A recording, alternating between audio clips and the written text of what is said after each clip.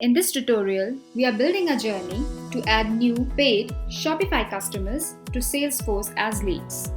So let's start. Select Shopify as a trigger. Then choose paid order as a trigger event. Select an existing connection and click on link an account.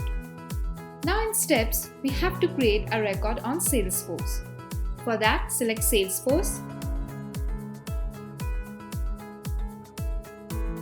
Next, add create record as action. Select an existing connection and click on link an account. Next, select an option for object.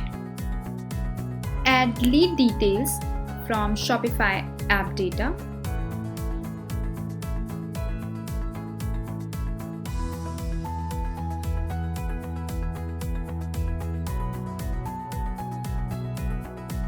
We are now ready with our journey. Click on Save Changes and Start Journey.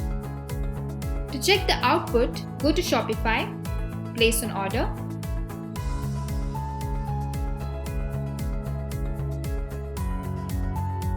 add the customer details, and click on Create Order. The order has now been created. Next, go to our journey to check the execution. Yes, it is executed successfully. Now go to Salesforce. We can see a new record with the customer details of the order visible.